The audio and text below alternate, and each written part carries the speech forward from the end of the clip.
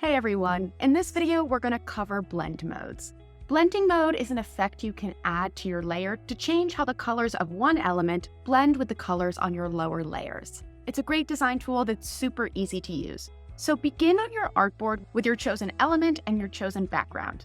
Then select your element, and in the top toolbar go ahead and choose this Apply Filters icon.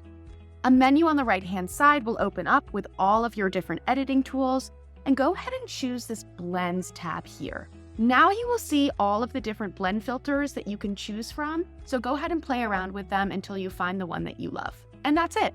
Using blend modes is as easy as clicking a button.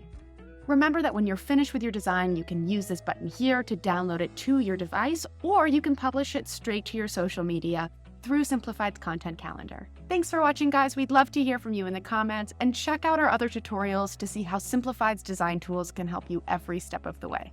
See you there.